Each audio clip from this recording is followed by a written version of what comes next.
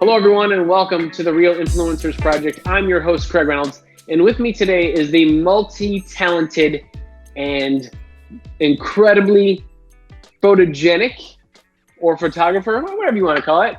I don't know if I'd say photogenic. I've got a good face for radio. I've seen some pretty cool photos of you. The editor of Electric Bike Magazine, Mr. Tony Donaldson. How are you doing today? I'm great, Craig. How about you? I'm doing well. And, I'm sorry, it's Electric Bike Action Magazine. I forget the action every single time, which we are a high torque publication. Almost all of them end in action. Have to have action in there. Exactly. Are you guys based out of you're all in the same location? Do you guys get to bounce stuff off of each other? Yes. Well, the office is pretty empty now. People are not going because of COVID. We've had a couple of employees who've tested positive, so we keep it very sparse. And, the boss doesn't love that. He likes seeing people around, but he doesn't even come in because he's up there in years and he's at risk. So, it's pretty rare to see him in there. And I've been working remote since I took this position because I live in Santa Monica and it's 35 miles north of me. And, that's mileage. This is Los Angeles. So that's like 3 hours. Could take you that long. It just depends on the time of day. Nobody in Los Angeles knows how far something is. They know how long it will take to get there based on the time of day. Right. Which is pretty crazy, but understandable. There's a lot of people there. I mean, when do you get? So your history, like I'm saying, is very deep. Like you started out riding, you're a photographer, you're an editor, you're a writer, you're an author, you're a speaker. Is there anything that you don't do? Dance. Right. You and me both. Very nice. Right. So how did all of that start? What was it about bicycles that you were attracted to, that you wanted to document with either a camera or a video camera that has kept you involved forever? And now you're on the cusp of something very new with electric bikes. I mean, let's face it, people might not like it, but man, it does open up a lot of a world to a lot of people that don't want to pedal uphill, but man, this makes it easier for them and it gets them on bikes. Well, let's remind me to talk to you when we get to that point about Eddie King, because him and electric bikes are just like huge. Perfect. But let's go back to the beginning. Please. I got a bicycle when I was 5 or 6. It was the brand was Woolco, but it was made by Huffy. It was one of the ones with the high-rise handlebars and the banana seat and the whole thing, right? Yeah. And that just became freedom for me. Like I could go anywhere with that bike, and I had, my friends some of them lived a mile or two away, and that's, too far to walk in general. So we would all ride bikes together, and that was great. And one of my best friends growing up since preschool was this guy named Lance Fleury. We're still friends. He's a golf pro now, but he was a year older, and I looked up to him for everything. And so if he got involved in it, I got involved with it. It was like if he would have jumped off a bridge, I would have jumped off the bridge. So he got involved in model rockets. I got involved with model rockets. Then he left that. I stayed with it. He got involved with Boy Scouts. I got involved with Boy Scouts. He dropped out after a year. I stayed with it for years. It was all that kind of stuff. And sometime several years after I got the high-rise handlebar bike, I got Columbia 10-speed. I remember those. I totally remember those. Yeah. Really basic thing with the rubber grips on the drop bars and the whole thing. And I loved that bike, and I would race my friends and I would beat all of them and stuff. And that got me a little bit into the competitive side of it. And then Lance got a Diamondback Silver Streak, and I went, oh, that's so pretty. Mm-hmm. Like, I have to have one of those. So I begged my parents, and they ended up getting me for Christmas a Schwinn Predator, the ones with the sort of computer looking graphics. Yes. Early 80s. Yep. And, oh man, I loved that bike. Like I rode it around, and like, if I got dirt on it anywhere, I would clean it off right away. Like that bike was immaculate all the time. And I started learning maintenance and, started trading parts with people. And I put Takagi 180s as a 12-year-old. I didn't need that, but I wanted it. You needed leverage. Trust me, leverage out of the gate. I promise you, that's where it's all at. And at the time, I wasn't even doing that. I was just riding it around. Replaced the bars with bigger GT bars. My dad didn't notice any of that. When I put new pedals on it, I got a used pair of Skyway Tough pedals, and I put those on there. My dad goes, "What are you changing parts on that for?" And I'm like, "Dad, it's what BMXers do. We change parts on it. We make it what we like." He wasn't crazy about that, but it was my own money that I was spending on it, so he didn't care that much. And the first day I rode to my middle school and was locking the bike up at the bike rack, suddenly this whole group of kids went, "You've got a BMX bike? Oh my gosh. Do you want to ride with us this afternoon?" I'm like, "Yeah."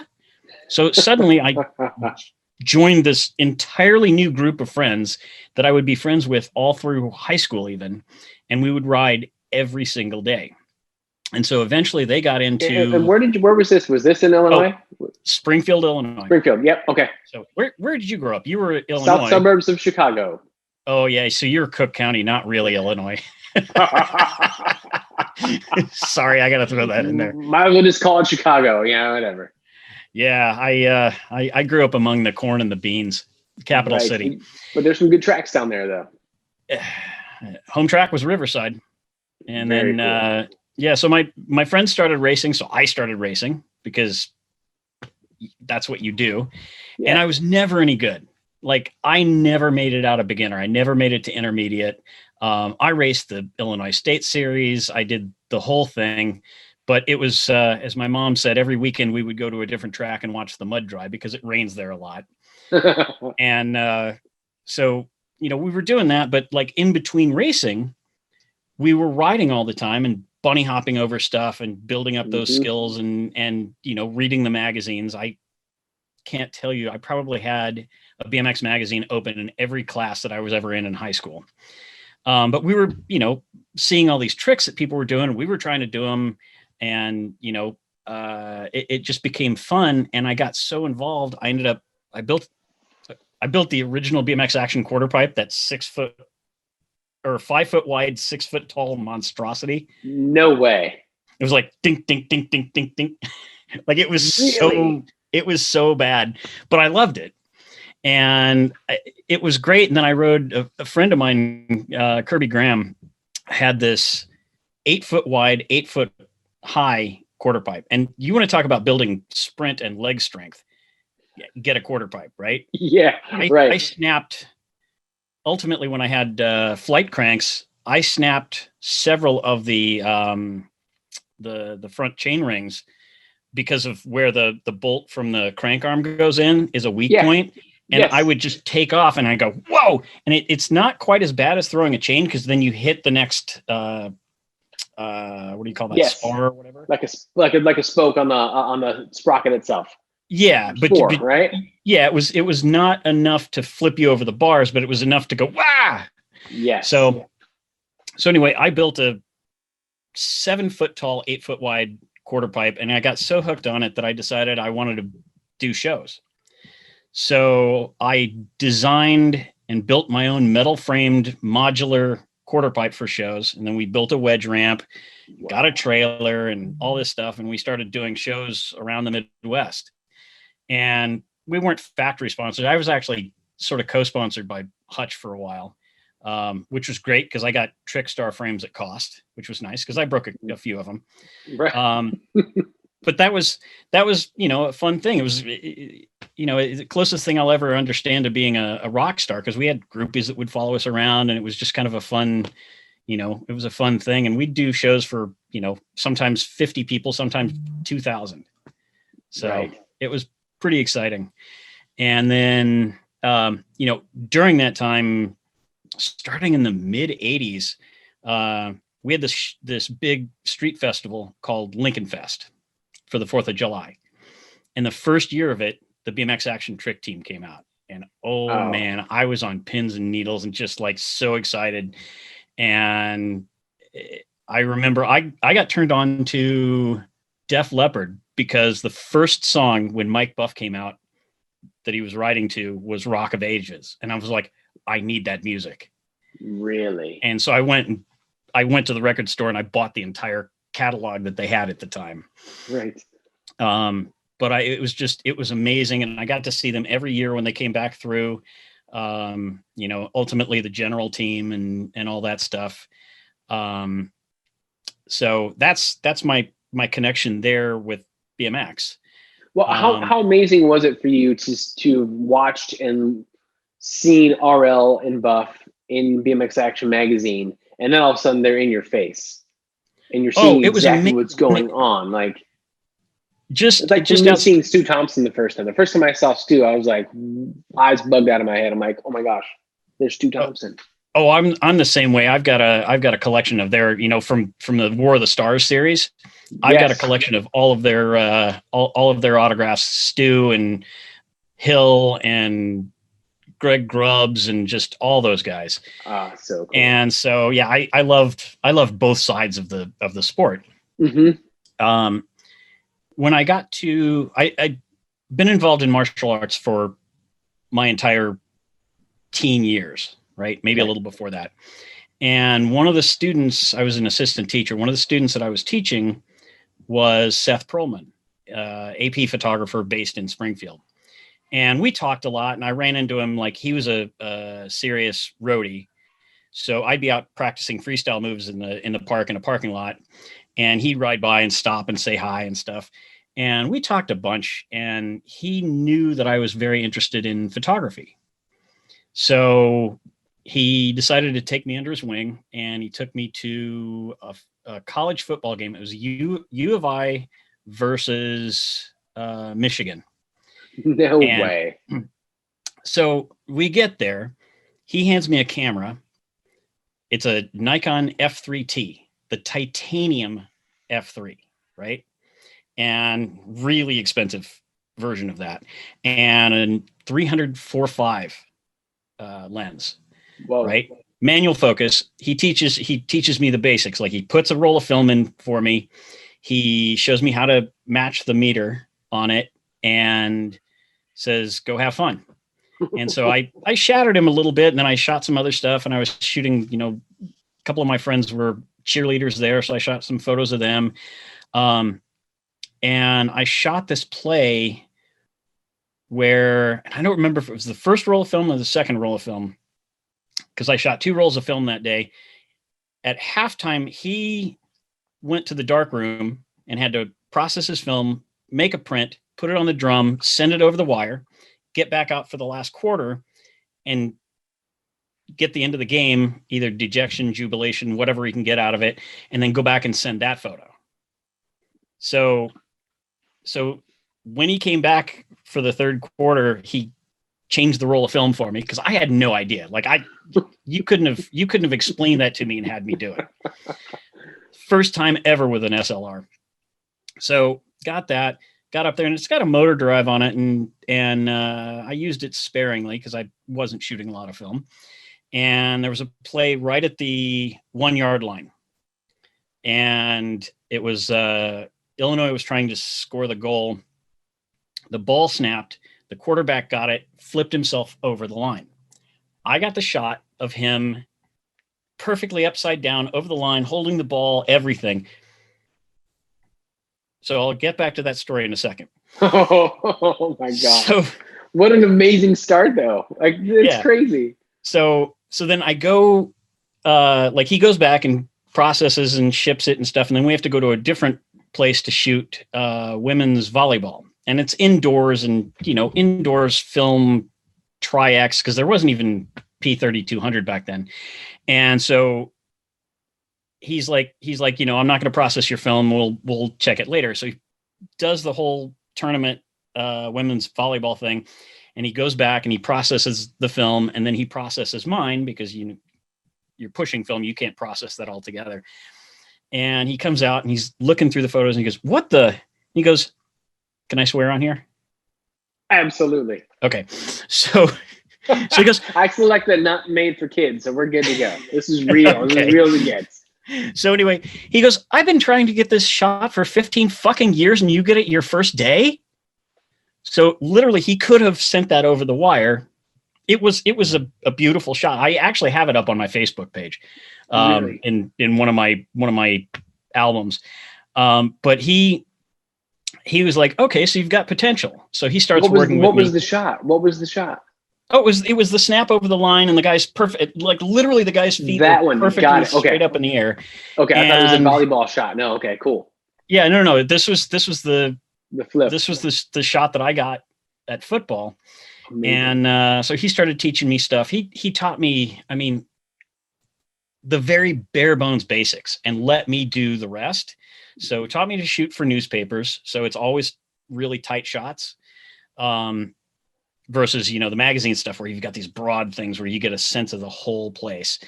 And so he started teaching me, and it's beautiful little tricks. Like when you're doing a pan shot, face where the end of your pan shot is, like face your body that way, and then twist back to where you're going to catch the person from, right? And then as your body undulates, it actually is much smoother than if you're starting over here and going this way, because then you're fighting your body, right? Right. Just little things like that to get like really clean shots.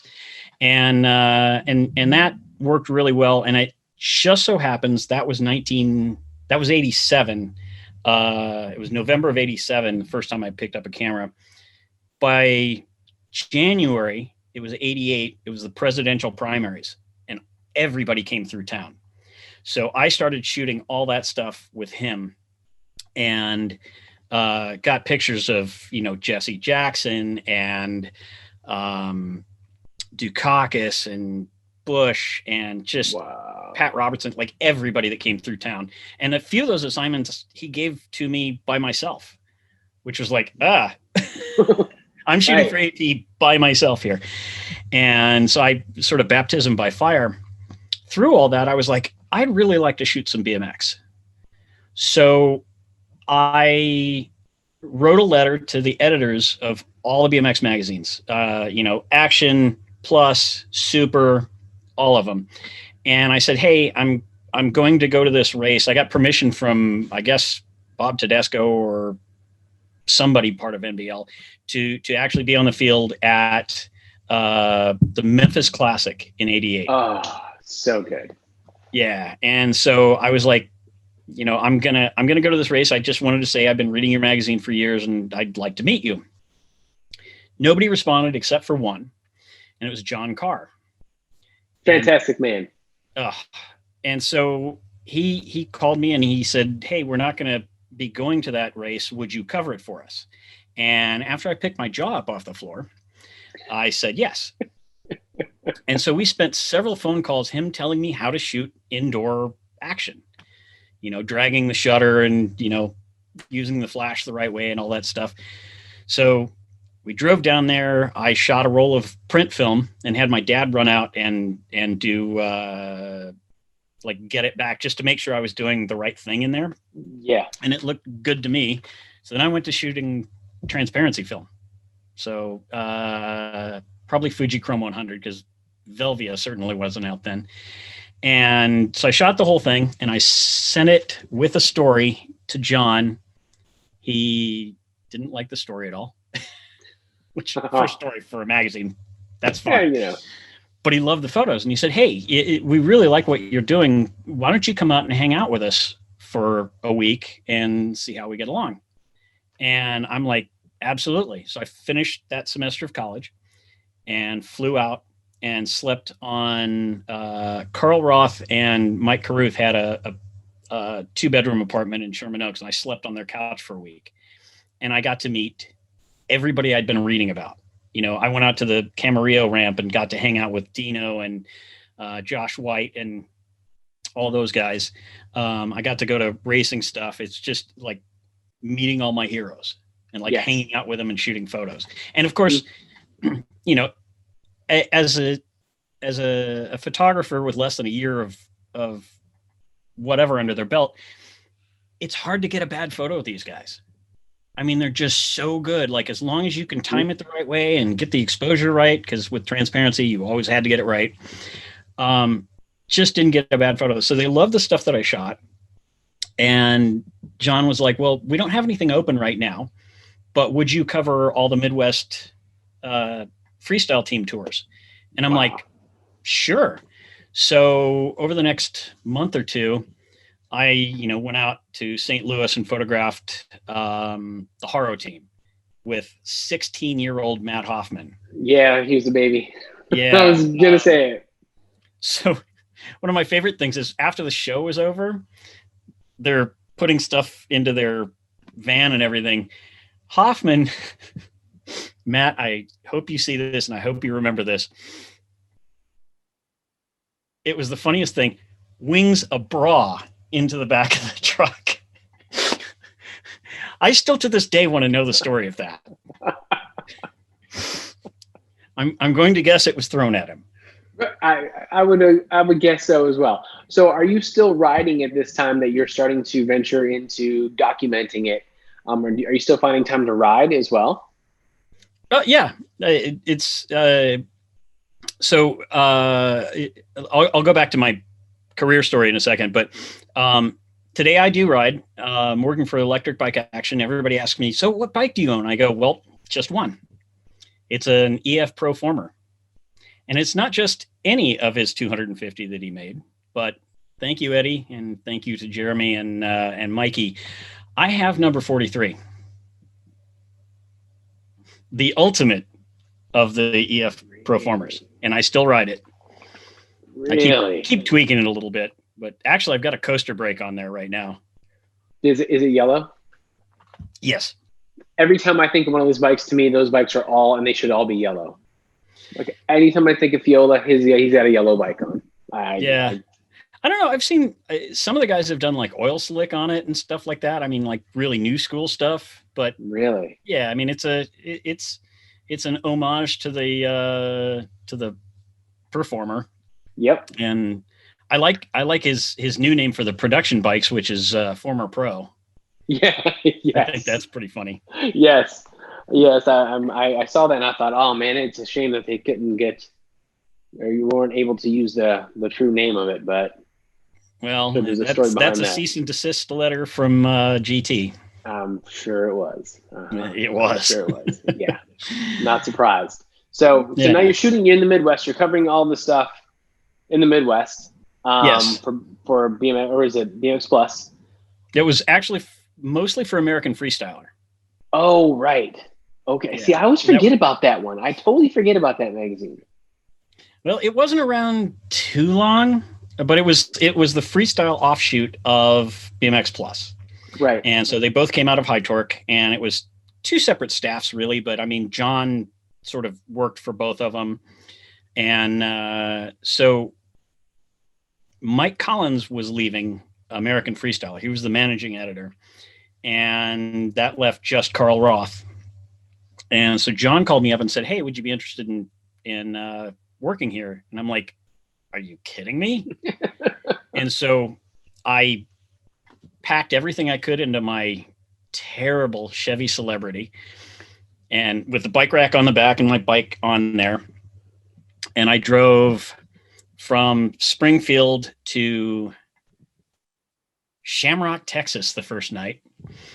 Wow. Stayed there, unloaded everything, got my bike, and rode to the local Dairy Queen, which in all small towns is the local hangout. Ended up showing off because I was such a ham, doing some tricks, and the locals were talking to me and they were kind of interested. And I ended up teaching, do you know the trick Spider-Man? No. So you go up toward a wall on your pegs, like, and you 180 the bars so that you're on the front pegs, right? Okay. And you're hopping, and then you put your feet up on the wall and climb your way up. So you're doing a handstand. Got it. Okay. I taught this kid how to do it, and he was wearing cowboy boots. I wish I would have taken a photo. It was epic. That's awesome. So anyway, the second night, I was in such a hurry. I wasn't even stopping for any of the cool stuff that I could have along the way. I was just so excited because I literally shot an entire issue of American Freestyler at this point. And this had all of my stories in it too. I still have that issue. So I got to Flagstaff, Arizona the second night, rode around there a couple hours, and then went to bed. And then the next day drove the other half a day into High Torque. and ended up staying with John for the first couple of days until I found some roommates and stuff. But, then started shooting everything for American Freestyler. And then that got folded because at that point, freestyle was going downhill in popularity. So they folded it back into BMX Plus. So I became a de facto editor for BMX Plus. And then they moved, or no, they didn't move. So anyway, I was there for a couple of years, meeting like all my childhood heroes and hanging out with them. Like I got to shoot Eddie 2 days at Pipeline 2 days before they plowed the place. Whoa. Like literally the last time he rode there. So just, I mean, he owned that place, didn't he? Oh, he did. He did. I mean, every photo I've ever seen of him from that place, it's so crisp and so nice and just such good style. Like, well, and he's so smooth. Like that's part of how he could get away with running 1 3/8 inch tires. I forgot about that too. Oh my gosh. Well, he did it because they were high pressure and he could actually pump higher that way. I mean, so he had a thing with Skyway, but because of the flex of the nylon wheels, he couldn't go as high as everybody else. Right. So he's the reason why we had wheel covers. Get out of here. Dead serious. So he started that whole trend because he was under contract to run those, but he couldn't be competitive with them. So he started running regular rims, but he just put wheel covers on them to disguise the fact that they weren't, I mean, not like you wouldn't immediately know looking at them. Sure. But still, that's what he did. Wow. So I remember kids racing with those things and like a little, one of the like 8-year-olds going over a jump and being blown like 3 lanes over. Oh yeah. Just by the wind. Oh yeah. Yeah. Once you're in the middle, once you're in the air, dude, that's it. You're at the mercy of whatever else is going on out there. The elements. Yep. I've been blown over more times than I care to think about. When it was windy, crosswinds, I would be on the gate going, "Oh no, this is not going to end well." No thanks. Yeah. No thanks. So you get out to California, and now you're in the middle of all of it. You've built some very good relationships with a lot of those riders now, the ones that you first saw in the magazines, and you still spend time with them to this day. You've documented some incredible stuff through video, through you were a team manager at one point, I think. You've transitioned from a few different areas and roles in your life once you got out there, right? Yeah, I was never a team manager, but I did. I worked for Plus for a couple of years, and then I went off on my own and started working for other magazines, both staff and freelance, until my last magazine staff job was 96. At the end of 96, I left and started just freelance. And I found myself with enough spare time that I was like, I should do this all backwards. I should assist. So I started assisting, and I learned so much. Like, it's ridiculous how much I learned about photography and troubleshooting and solving problems. Like, and that's all photography is, right? It's just solving problems. How do you get from point A to point B? And so I just did that for, I was a freelance photographer for 20 years before my next gig. And so I assisted for a couple of years, and then I was just working as a photographer, but I worked on, I was the photographer for Lee Iacocca for EV Global. He made the original e-bike, right? It wasn't the first electric bike, but it was one of the first. And so I worked directly with him on several projects, and I shot all of his advertising and PR stuff. And so I got to see that technology really early. What was it like working with that guy? What was it like working with Lee? He was amazing. Like, you could just talk to him. I mean, he was so friendly and so knowledgeable and like, such an icon, but at the same time, he would totally put you at ease. Like, I don't know what he was like working at Chrysler, but, working on this, he was just so passionate about it. I mean, getting people on electric bikes. Right. and got to go with him to take pictures of. He gave a bike to Jay Leno, and Leno was really excited about it at the time. That was a fun experience. And then a few years later, I got to a friend of mine. I don't know if you know Judy Oyama. No, I don't. Okay, professional skateboarder, but also a Okay. great designer. And so she was hired by Zero originally to do all their graphics and stuff. And so she hired me to do some promotional photography for them to help them get launched. So I got to see the early models of the Zero motorcycles, and seeing what they've done to today has just been amazing. I spent 2 months earlier this year on an SRS, the full fairing bike.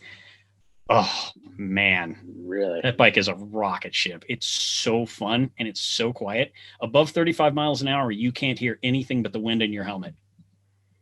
Really? Yeah. So the first day I had it, I was on PCH and I came up to a stoplight, and this kid on this beautiful Ducati Panigale comes up next to me, and he looks me up and down, and he gives me that scowl that I used to get out on the trails for riding an electric bicycle. And then the light changes and he goes, poof, just takes off. And I'm like, okay, that's fine. But I caught him at the next light. And I thought he might like to see what real acceleration is. So the light changed and I hit 85 in 4 seconds silently. And I'm like, 85's fast enough on the PCH. So I rolled off the throttle and he passed me in the angriest huff you've ever heard. He was so mad.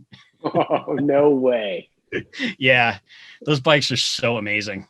It's so much fun. The whole E thing has come so far, whether it's a car or you're just talking about a motorcycle. I mean, it's incredible that we haven't had this technology longer.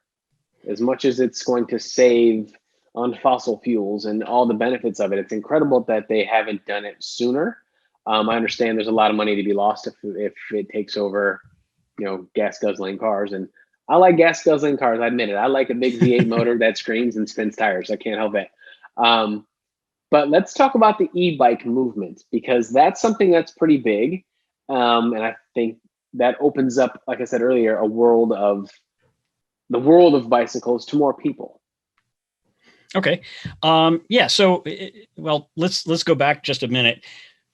Part of why EV Global isn't still around is the fact that the original e-bikes were lead acid batteries. They're really heavy. They're really not powerful enough and that kind of thing. And Lee switched over from that technology to lithium ion too early, like around 2000, late 2001, early 2002, I believe.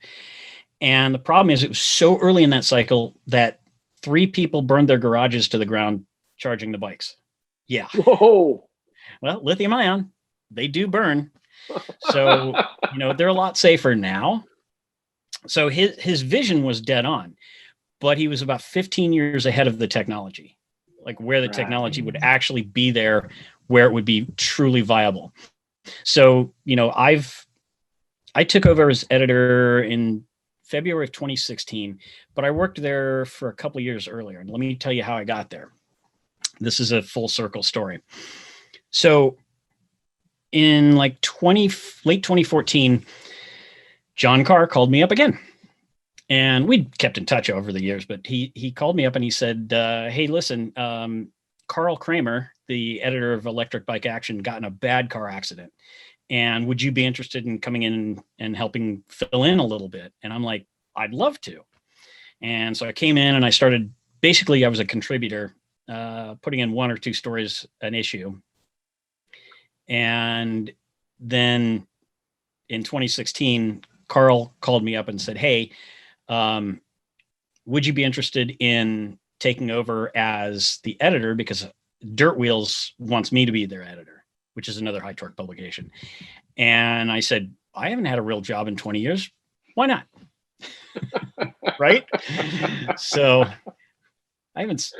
I jokingly say, I like being a photographer because it's not a desk job, but thanks to Photoshop, it's a desk job. as you well know. Yeah.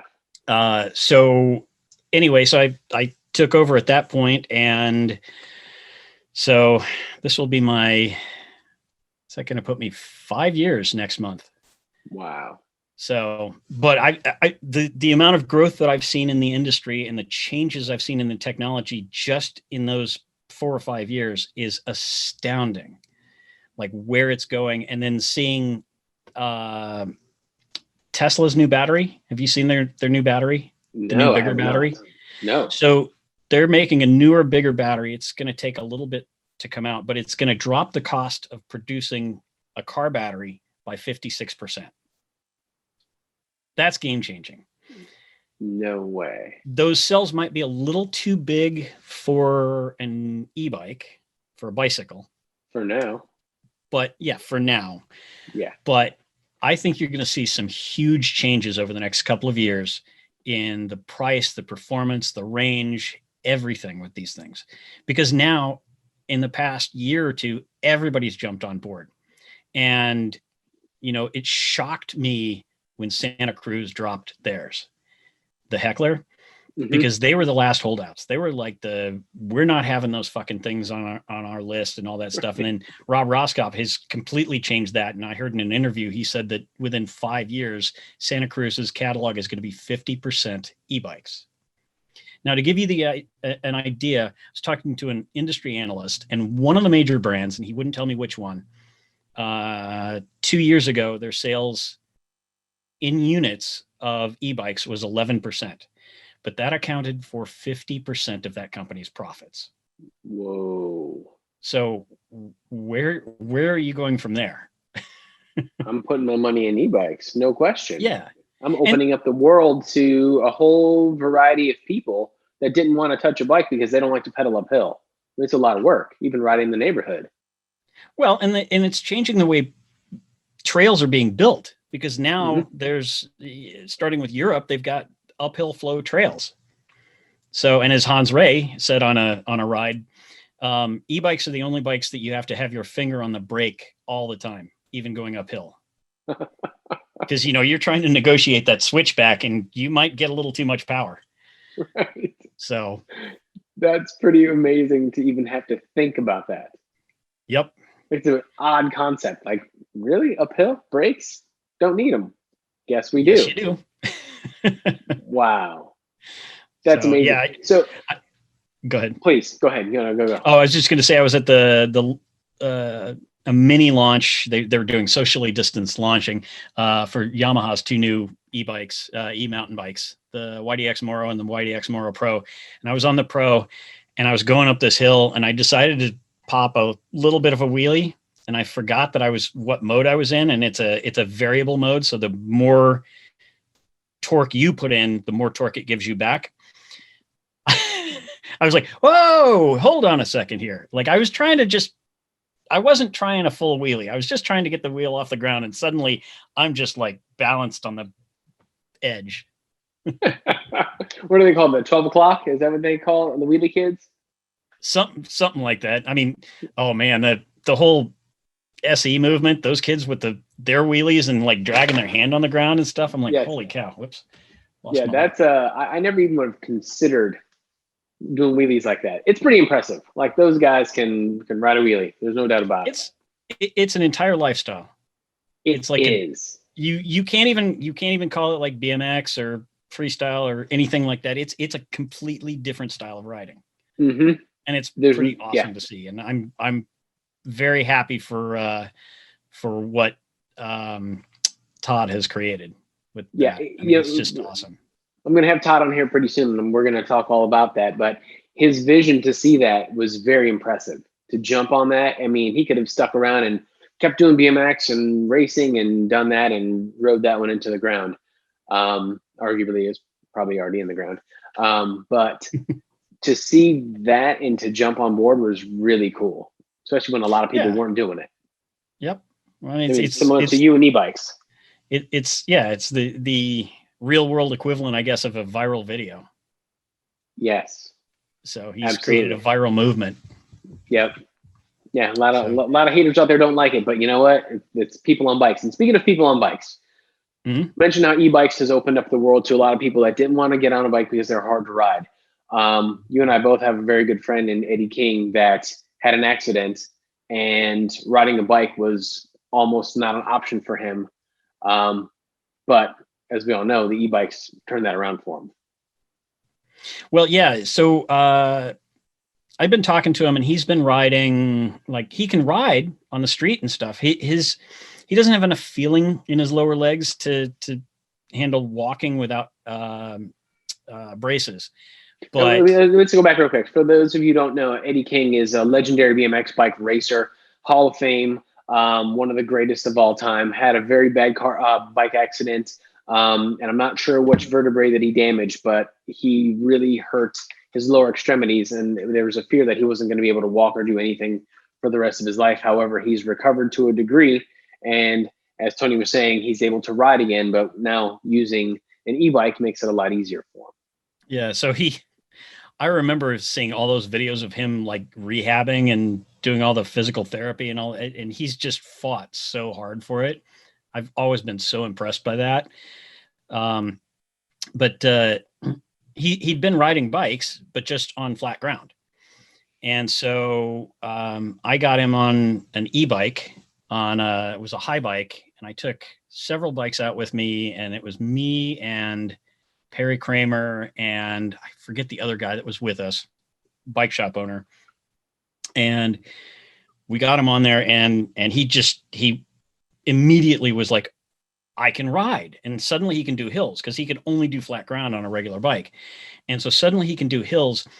And we were all in a line on a single track going uphill, and one of the guys stopped, and Eddie stopped. And well, Eddie can't exactly like sit there and balance. So he has to have like a pole or a wall or something to rest his hand on, and then he's fine. But it was horrifying sort of to watch, not too bad, him fall. So he came to a full stop, and then his foot came down, and he put it on the ground, and then he fought with all that he could to not fall over, but it was like the slowest slow motion fall you've ever seen. And he was kind of amused by that too. Right. So yeah. So it didn't fall the rest of the day. Right. Yeah, but he was able to do all kinds of stuff, and now he has at least 2 e-bikes. So he's a huge proponent. That's amazing. Yeah. And is he working as a spokesperson for any of the companies for the e-bike movement? Not that I know of. Yeah, he could. Could be. Wait, who was he doing Haro? I think he was doing some of the Haro back in the day. I think. Yeah, I think. I don't know what the extent is of it. Pretty sure that he does have a Haro, so there's got to be some connection there. I haven't really asked him about it. So Diamondback should jump all over that. This is Diamondback's opportunity to come up with an e-bike and bring Eddie into the mix. There we go. Yeah, there we go. Yeah, so, I don't get paid to make those decisions, but there's one. Yep. Let's go off on a little tangent. I've got a project that I'm really proud of, and I did it like 7 years ago. You've done some. Well, hold on. You've done some incredible projects in the past, anyway. Like working with Pocket Wizards to come up with high-speed sync and all kinds of wild, brilliant stuff, man. Like this could go on for hours. I mean, but we can't. But you've got so much. Are you going to turn this into a Joe Rogan length podcast? Good Lord, man. I know. I try to listen. When I listen to those, I'm like, I can't walk long enough to listen to all of them. But brilliant guy, too. I love his shows are great. He's the best podcast host ever. He's a bit of a meathead, and he's sometimes hard to listen to. But overall, the questions that he asks his guests are like so, even if he doesn't agree with whatever they stand for, he asks the greatest questions of them, and he brings out like great answers. He's just a great host, period. Like he is. Everything he does, he's good at. I mean, you love him or hate him, the dude's good at everything he does, and rightfully so. He's awesome. But now onto your projects. We'll stick with yours. Okay. So this is BMX related. The movie Rad. I grew up loving that film. I've worn out several rental cassettes on that. And you hang out with a lot of those guys that were in the movie as well. Well, here's a different way to look at it, as if I could tell my 15-year-old self that I'm actually good friends with a lot of these people, including the guy that wrote the film. He lives a mile from me. Um, I tell you, you were nuts. I'd say, go pound sand, dude. Like, there's no freaking way that you know these people. You know, a lot of the BMX guys I know from that. Bill Allen, I met for the first time at the 25th anniversary showing of the film at the Arm & Hammer Museum here in Westwood. And that was the first time I met Sam as well, Sam Bernard, the guy that wrote the film. But Bill Allen, like, we started, you know, meeting up and stuff like that. And I'd been talking to Eddie for years about doing this sort of behind the scenes thing, because he has all these great stories, right? And at the 25th anniversary, Eddie and Martin and Hal Needham and Bill and all these people were up on the stage to introduce the film. And then they showed it. Martin and Eddie sat right behind me, and they were whispering in my ear like the best stories of what was going on, like behind the scenes in that particular scene. And I said, you guys, we have to do this. We have to put this together and make it available for the public, just for the fans. And because I consider myself a pretty good fan. So everybody converged on Eddie's house. And it was Martin, Eddie, Sam Bernard, Jeremy Mosier, who else am I missing? Jose Yanez, and I got Bart Connor. Like, I reached out to him, really? And he just happened. He lives in Oklahoma, but he has a house in Venice, so he just happened to be out here with his family, and he came out for the event. And so I had a professional audio engineer mic them all up. Eddie turned on the film, and I said, talk about it. And they did. And it's a half an hour longer than the film. So at certain points, they tell you to stop. I don't even know if it's still available. I was licensing it out on cdbaby.com, and I think you might be able to still find it on iTunes. But what happened was this company, Vinegar Syndrome, that produced the Blu-ray. Now, for anybody that doesn't know, Rad is a 1986 coming-of-age movie centered around the sport of BMX. It's cheesy. It has the biggest disparity between critics and fans on Rotten Tomatoes. Literally, the critics give it a 0 and the fans give it a 100. Okay, and the fans of this film, if you're not one of them, are rabid. I mean, we love that thing. So it came out on VHS and Laserdisc. I have the Laserdisc. Hang on. Signed by almost everybody. That's rad. And it actually has, where is it? Hal Needham right there. Got him before he passed. So Blyther, Fiola, Kevin Hull, all those guys. Anyway, amazing. So, but it was never available on anything. Like, you couldn't get it on DVD. And they've been begging, and the rights were always an issue and all this stuff. And so everybody was like, Talia, why are you not bringing this out, right? Talia Shire, the owner of the film and the producer, and starred in it and all that stuff. And finally this year, they did a full film scan, and then what's his name? Schwartzman, the cinematographer that did all the second unit stuff and has gone on to John Schwartzman, Jason Schwartzman's brother. He did blockbusters like Armageddon and Seabiscuit and all this stuff. But his first project, I think, out of film school was the opening and closing sequences of Rad. And that's the best part of the film. It's, you know, RL and Wilkerson and all that stuff. So anyway, long story long, I got this recording, got it all produced, got it put out there. People were buying it. Then people sort of like it petered off after a while. But Vinegar Syndrome comes along, and they're going to remaster this fresh print that they've just scanned. And Schwartzman has color corrected. So it is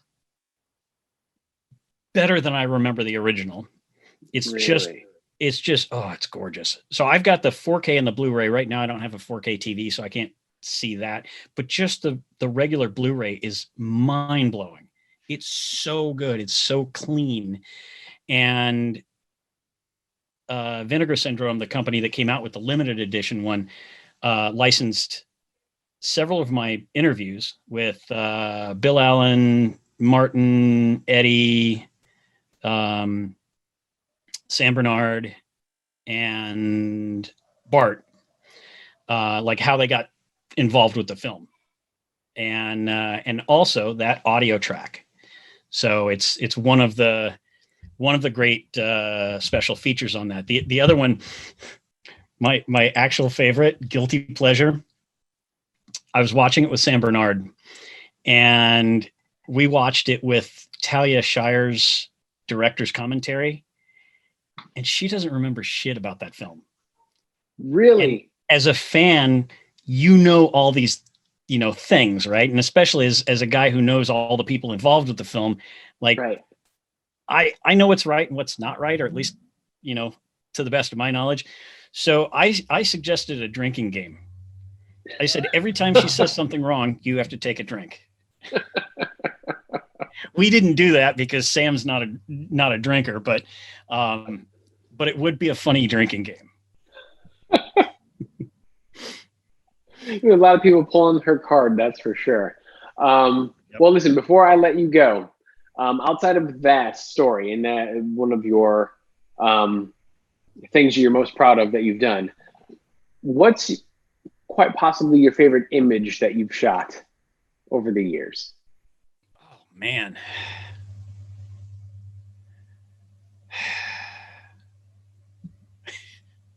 I don't know if I can think of a single image.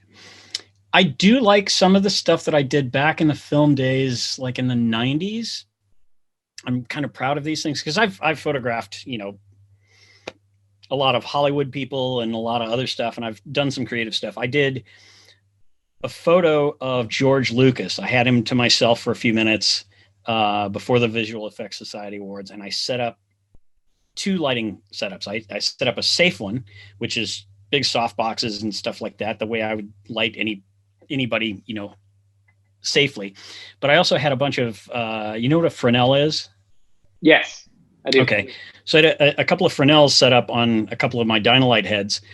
And actually, no, they weren't even Fresnels. I didn't have Fresnels. I had just grids, right? Okay. Honeycomb grids. Sure. And so I put those on just a couple to direct of heads. The light to keep it in a certain spot, right? Yes. And yes. I created a lighting setup that looked like do you know who George Hurrell is? No, I don't. 1940s Hollywood golden era photographer. And John Salami will know who that guy is. Who's that? John Salami will probably know who that guy is. So anyway, I patterned my lighting for George Lucas after George Hurrell. So I had George for George and did these like some black and white portraits that are just, I'm very happy about them, the way they came out and the style of them and stuff. But I also did some sequences on a frame before you could do it with Photoshop and chop it up, right? Mm-hmm. I was doing stuff like that. I had a Sunpack 622, if you remember the big potato masher. Yep.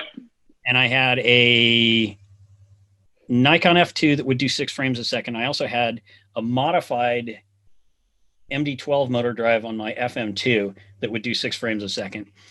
So I would toggle between those two and just like lock down the camera on a tripod and go click, click, click, click, click, click, click. So you would get this repeated image at night with the flash, and it would freeze them in these different places. And, I'd never know what I was getting because it's film. I wouldn't see it for a couple of days. Yeah, surprise. I did one with a skater, Shyla Greathouse. And I did this really cool effect where I locked my FM2 with a cable release, locking cable release, right? Mm-hmm.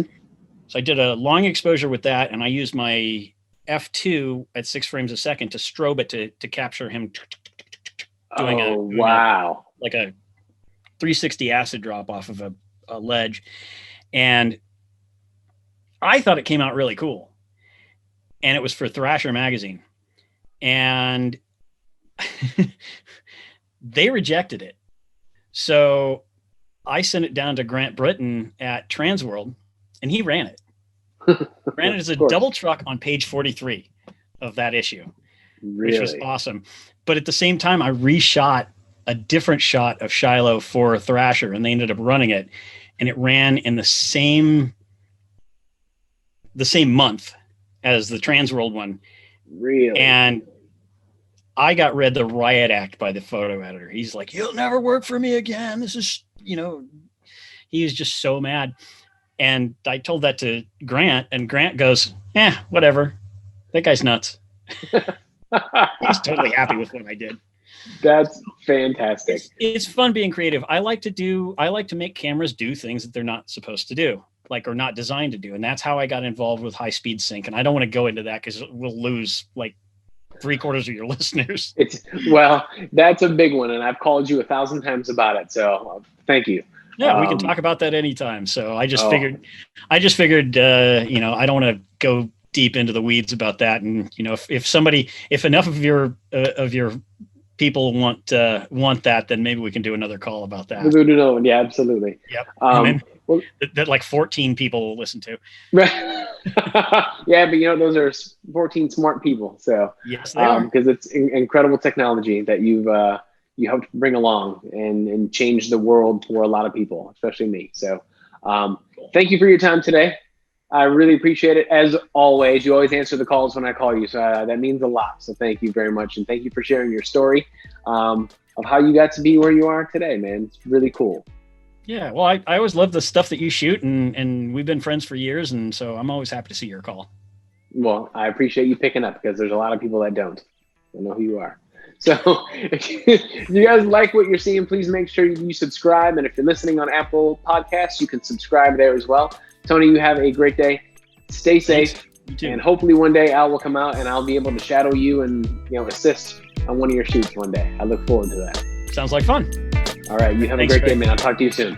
You too.